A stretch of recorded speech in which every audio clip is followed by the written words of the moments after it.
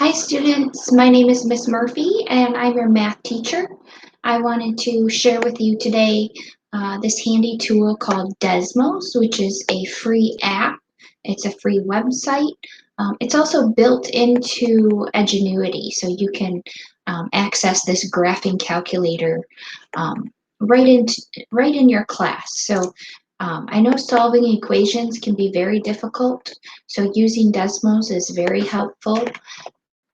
You might have an equation to the power of 2. You might have a quadratic, okay? And as you can see, you type in the equation and the graph will show up on Desmos. Now, oftentimes the X-Intercepts, those are the solutions, okay? So sometimes you can just simply get your answers right here. If you're learning about systems of equations, you might be looking at where two lines are intersecting.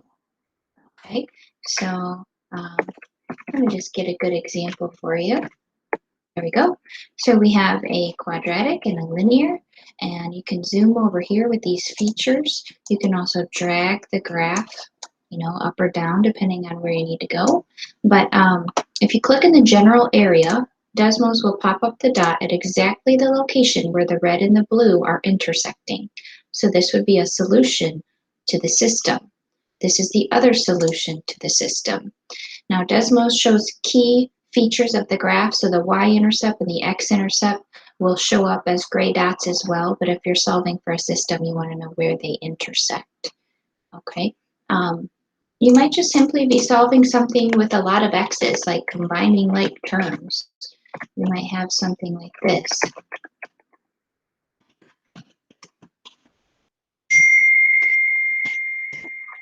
Okay, so if you type in the whole expression, wherever it crosses on the x-axis, that's your answer. So if you had a really long, drawn-out problem like this and you had to solve for x, you would get it right here. Now sometimes you have to solve for x and then you have to plug it back in somewhere. So feel free to use box 2 and 3 and 4 and you can go on forever. You need to do extra work there, or maybe you get a decimal answer and you want to know what the decimal is as a fraction. Well, there's this fraction button over here on the side. So that would show you the fraction equivalent. There's also a table of values. So sometimes you have to fill in the table of values yourself.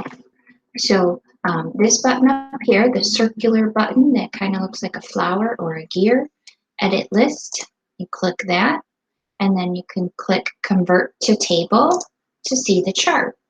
So these are some of the points that are on the line.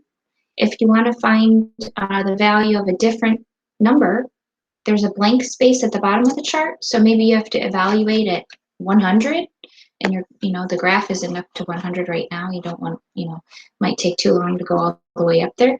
So you can just type in 100. Now on this line, if the X value is 100, the Y value is 296. So that's very helpful to see the chart.